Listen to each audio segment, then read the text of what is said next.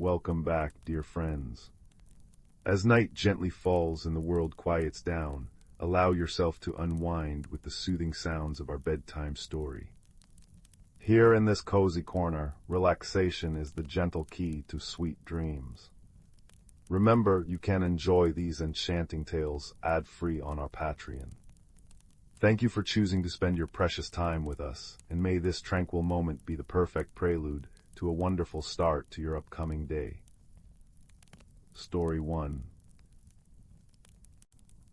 In a quiet corner of the spiral galaxy, where stardust gathered in soft, swirling clouds, there lived two beings from worlds so distant they should never have met.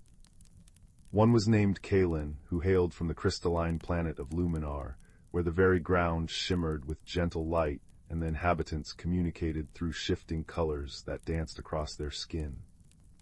The other was called Nyssa, from the whispering world of Veridian, where forests sang in harmonious tones and the people spoke through melodic hums that rose from deep within their chests. Their meeting happened quite by accident when both their ships, Kaelen's crafted from interwoven light fibers, Nyssa's grown from resonant wood, were caught in the gentle pull of a little-known nebula. Drawn like fireflies to a summer lantern, they found themselves stranded on a small, floating asteroid at the edge of a star nursery, where new suns were being born in clouds of rose and gold. At first, they did not know what to make of one another. Kaelen, whose form was slender and semi-transparent, pulsed with anxious silvers and blues at the sight of Nyssa, whose body was covered in soft moss and whose eyes glowed like twin moons. Nyssa, in turn, hummed a low, uncertain note that vibrated through the air. They retreated to opposite ends of the asteroid, each unsure, each a little afraid. But loneliness has a way of softening even the hardest barriers. The first bridge between them was built not with words, but with shared need. The asteroid was cold, and Kaelen's natural warmth was fading. Nyssa noticed the dimming of the Luminarian's light, and without thinking, began to hum a soft, steady tone that generated a gentle heat. Surprised, Kaelen turned, and in gratitude, let a wash of gold and pink flow across their skin. It was a small gesture, but it was a beginning. Over the next few cycles, they learned to communicate in their own unique way. Kaelen would express curiosity with ripples of soft green, fear with flickers of gray, joy with bursts of sunny yellow. Nyssa would respond with melodic phrases, rising tones for agreement, deep resonant notes for comfort, playful trills for amusement. They discovered they could understand each other's emotional states clearly, even if the specifics were sometimes lost. Together, they decided to create a shelter, a place where both could feel at home. Using materials from their damaged ships and the natural resources of the asteroid, they began to build. Kaelen, with their innate connection to light, wove strands of captured starlight into the walls, creating a soft, ever-present glow. Nyssa, using seeds she always carried, cultivated a small garden of star blossoms, plants that unfurled only in darkness and released a sweet, soothing fragrance. In the center of their shelter, they placed a viewing dome made of clear crystal, through which they could watch the nebula and the newborn stars beyond. They called their new home the Starlight Haven. It was neither Luminarian nor Veridian in design, but something entirely new, a blend of light and song, color and harmony. Of course, there were misunderstandings. One afternoon, Kaelen noticed Nyssa gathering smooth, round stones and arranging them in a circle. To a Luminarian, circles were symbols of confinement, of being trapped. Kaelen flashed a sudden, alarmed violet. Nyssa, misunderstanding the color as anger, hummed a sharp, defensive chord. For a moment, the air in the haven grew tense. But then Nyssa sat down slowly and began to hum a questioning melody, tilting her head. Kaelen, realizing the fear was misplaced, softened their colors to a gentle lavender and moved closer. They pointed to the circle, then pulsed a soft gray, the color for unsafe. Nyssa trilled in understanding, then gently rearranged the stones into a spiral, a shape that to her meant growth and journey. Kaelen responded with a warm, approving amber. They had not used words, but they had learned. Another time, Nyssa offered Kaelen a drink of nectar from a star blossom. On Veridia, sharing food was a sacred act of trust. But Luminarians did not consume liquid, they absorbed light. Kaelen, not wanting to offend, let the nectar touch their skin, only to find it caused their light to flicker unpredictably. For a moment Nyssa was alarmed, but then Kaelen began to pulse in a rhythmic pattern of rose and blue, which Nyssa soon realized was laughter. She joined in, her hums bubbling like a stream, and they spent the next hour taking turns making each other's forms react in silly ways. Kaelen's light dancing, Nyssa's moss tingling. It was a game, a joyful mess, and it brought them closer. In the evenings they would sit together in the crystalline dome, watching the star nursery at work. Great clouds of gas and dust swirled in luminous ribbons, and occasionally a new star would ignite, a brilliant point of light bursting into existence. In those quiet moments, no colors or hums were needed. They simply sat side by side, Nyssa's soft moss brushing against Kaelen's shimmering form, and watched the universe create beauty. Kaelen would let their light dim to a soft glow, and Nyssa would hum a barely audible lullaby, a tune her people sang to young ones under Veridia's twin moons. One day a small probe from a passing ship detected their haven and scanned it. The probe was not hostile, but its bright, invasive light and loud mechanical whirring frightened them.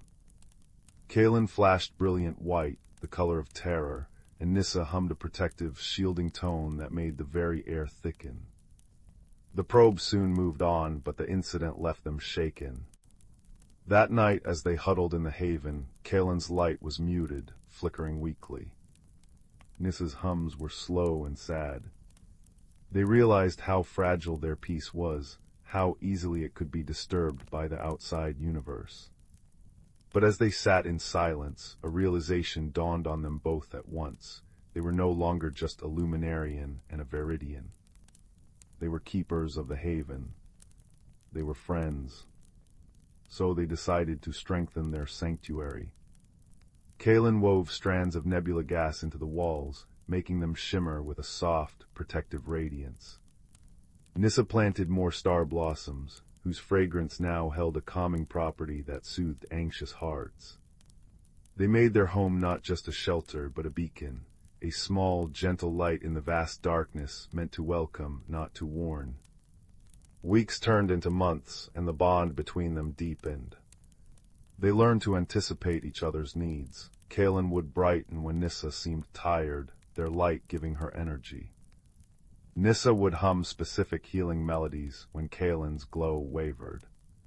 They shared stories of their homes, Kaelen painting pictures with light of crystal cities that rose like mountains of rainbows, Nyssa singing the histories of Veridia's whispering forests and the great harmony trees. They laughed often, Kaelen's colors swirling in playful patterns, Nyssa's hums lifting into joyful arpeggios. One evening, as they watched a particularly brilliant star being born, a great, gentle burst of light that painted the nebula in hues of coral and sapphire, Kaelen let a single, soft pulse of pure white light emanate from their core. It was not the white of fear, but the white of deep connection, of unconditional friendship. Nyssa understood, and in response, she hummed the Veridian chord of belonging, a resonant note that seemed to make the very starlight tremble. They had no common language, no shared biology, no similar culture.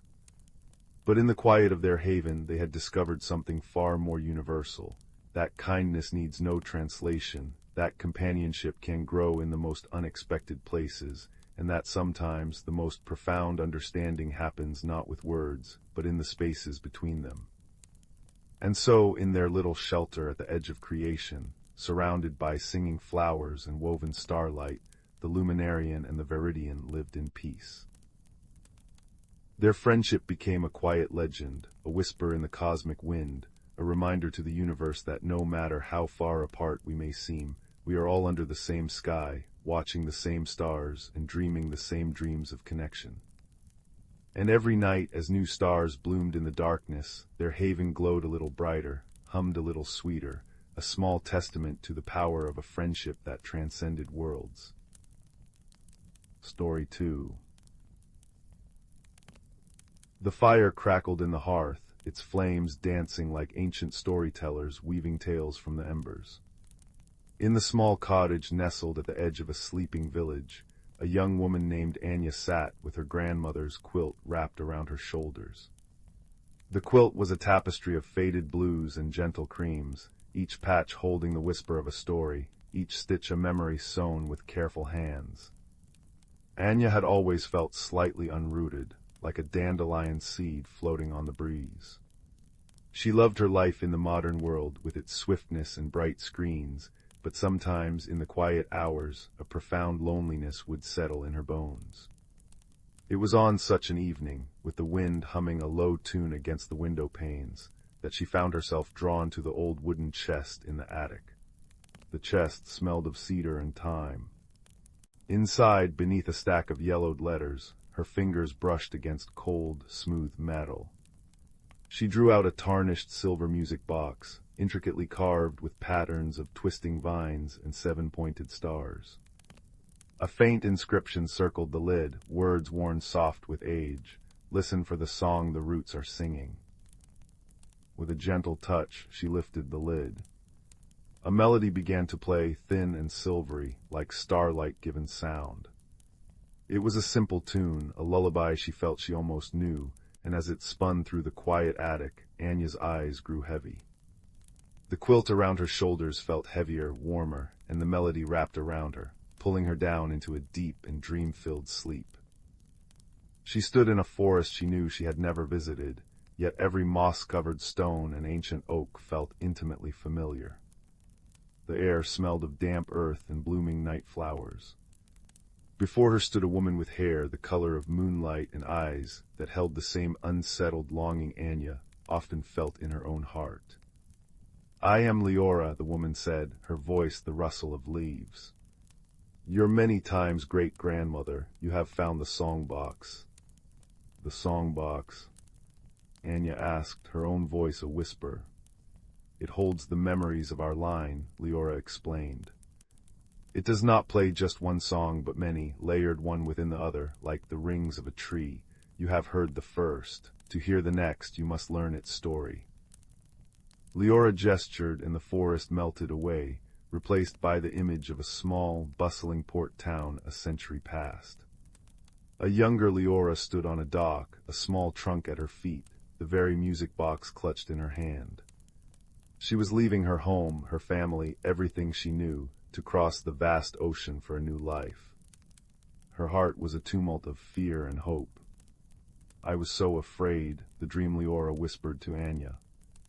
"I thought I was cutting my own roots, that I would be forever adrift. The night before I sailed, my own mother gave me the songbox. She held my face and sang the old words." Leora's voice, both in the dream and from the past, softly sang. "Remember, my dear, the roots run deep. Though you travel far, your promises keep." In the vision, young Leora held the box to her chest as the ship pulled away from the shore. On the long, turbulent voyage, whenever the homesickness became a physical ache, she would open the lid and let the simple melody remind her of her mother's voice, of the soil she came from. It was her tether. She arrived in the new country and built a life, planting a garden with seeds she had carried in her pocket, a small, living piece of her old home. But in the busyness of survival, the music box was eventually tucked away, its song a memory too painful to regularly confront. A quiet regret took root in her, a feeling that she had not just left a place, but had abandoned a part of herself. The dream faded, and Anya found herself back in the forest clearing with the spirit of Leora. "The story is not in the leaving, child," Leora said gently. "It is in the carrying. I carried the seeds. I carried the song. I carried the love in my heart. That is the root. It was never about the soil I stood on, but the life I cultivated from it." As Leora's form began to dissolve into motes of moonlight, she whispered the phrase once more, "Remember, my dear, the roots run deep." Anya awoke with a start, still in the attic, the music box silent in her lap. The first melody had ended.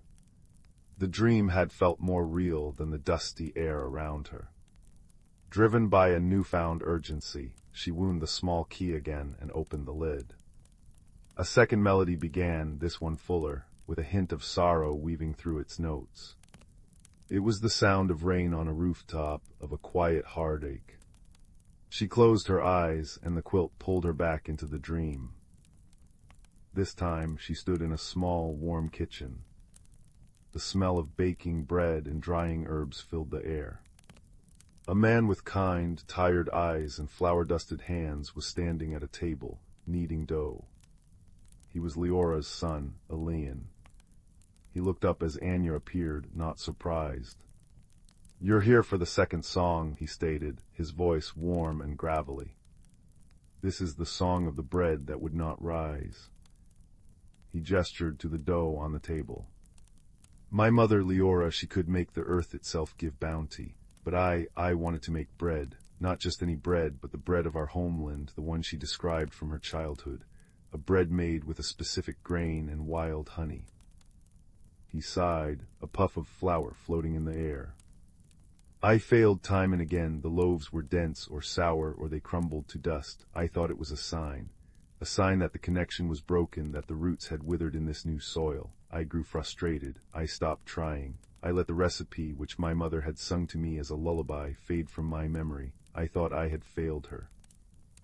As he spoke, the scene shifted. Anya saw Elian as a young man, angrily sweeping a failed loaf into the compost, the scent of failure bitter in the air.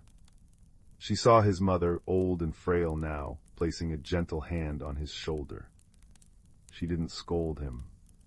Instead, she began to hum the very melody now playing from the music box.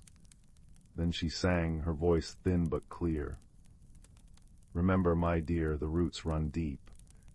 The strongest of trees from small promises keep."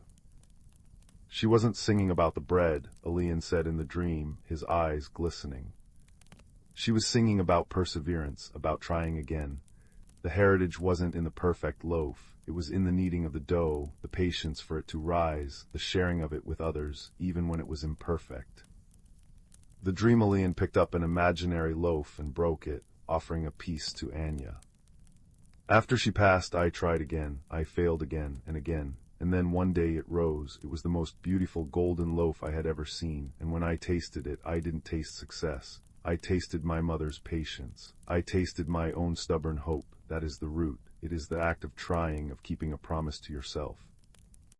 The kitchen faded, and Anya awoke once more, the second song having run its course. Tears streamed down her face. She wasn't just hearing stories, she was inheriting regrets and their gentle resolutions. She was learning that heritage was not a static thing to be possessed, but a continuous action to be lived. She opened the music box for the third time. This melody was different still, lighter, playful, with a skipping rhythm like a child running through a field. As she drifted back into the dream, the words echoed, a little changed. "Remember, my dear, the roots run deep. The stories we live are the promises we keep." She was in a sun-drenched meadow.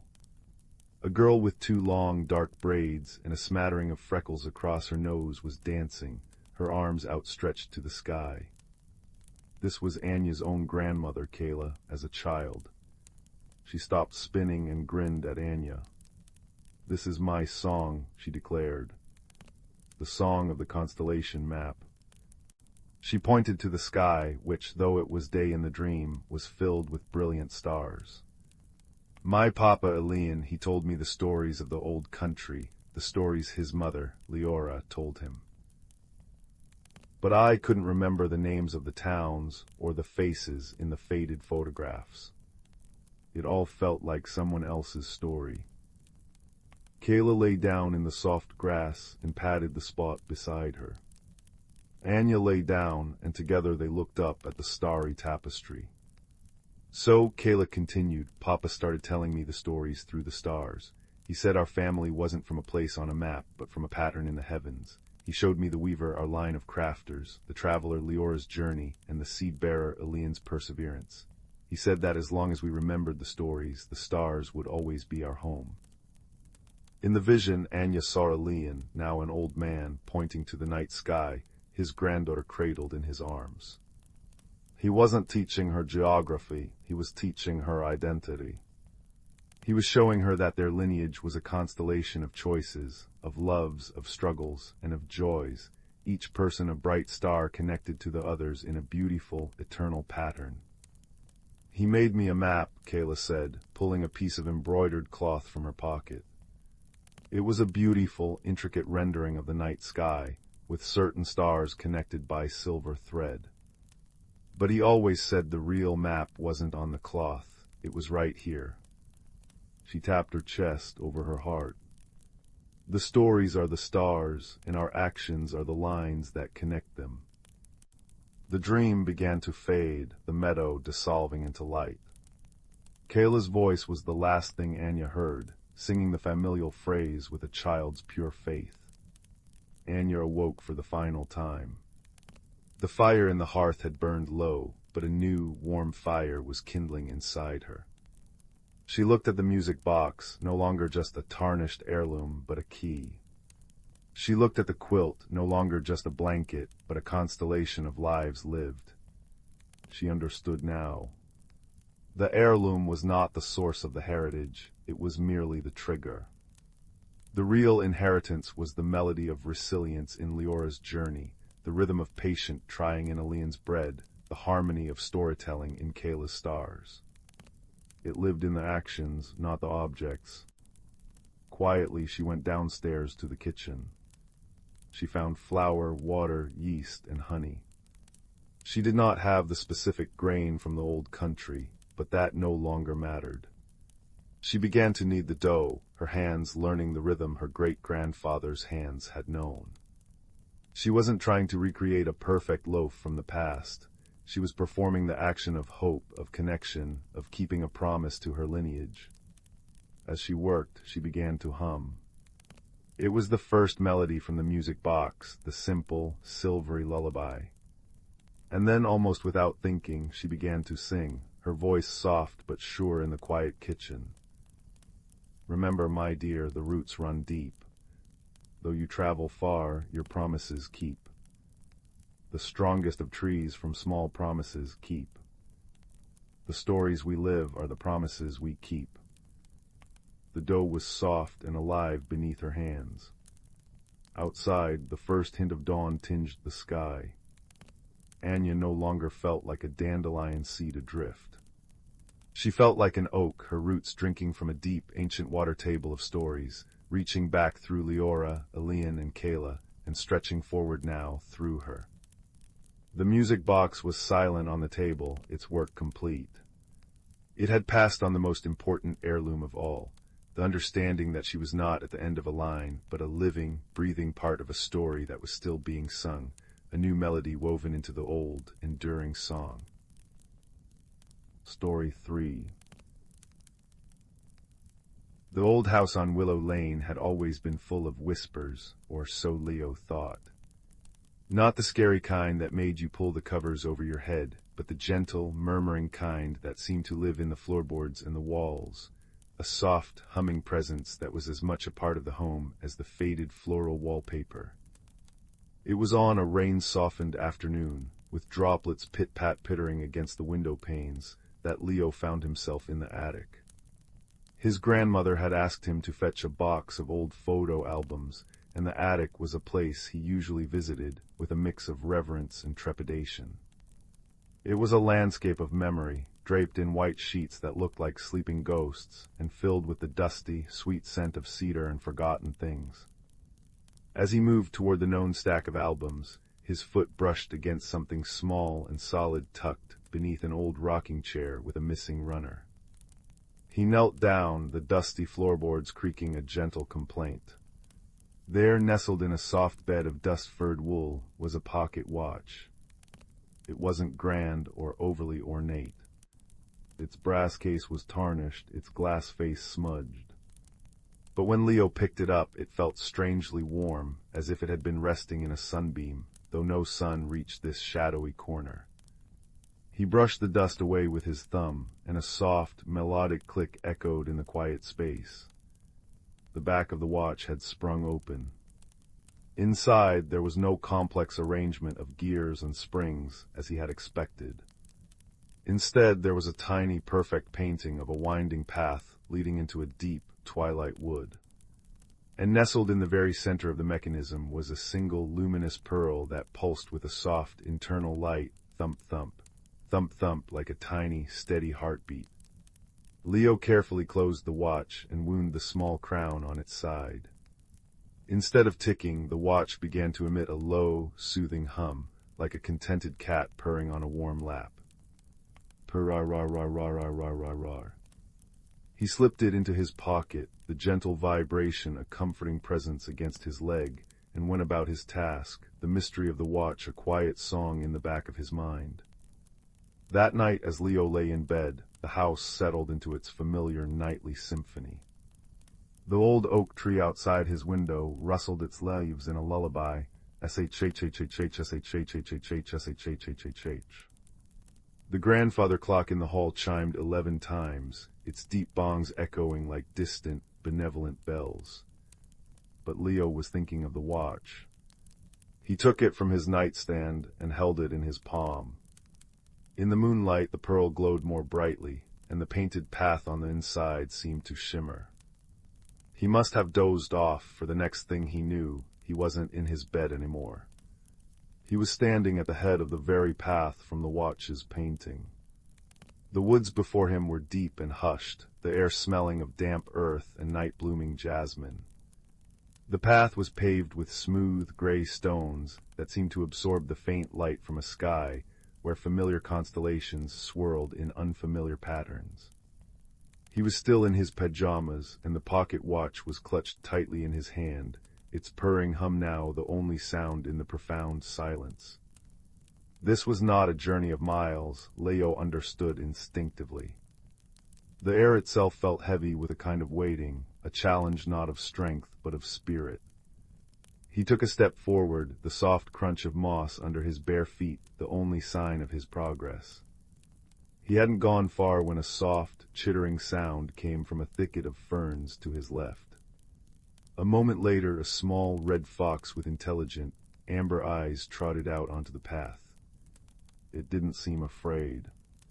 It sat, wrapping its bushy tail around its paws, and tilted its head. "Lost your way, have you?" the fox asked, its voice a dry rustle, like pages turning in an old book. Leo, too astonished to be frightened, simply nodded.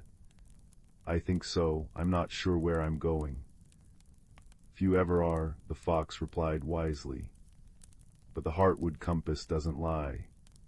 It brings you where you need to be, not where you think you want to go." It gestured with its nose toward the watch in Leo's hand. "My name is Ember. I know these woods. The path is straightforward, but the journey is measured in courage. Are you brave enough to be kind when you are afraid? Are you clever enough to be patient when you want to rush?" Leo looked down at the watch. The pearl pulsed, and he felt a corresponding flutter in his own chest. He realized his journey was an internal one, mirrored in this external, dreamlike world.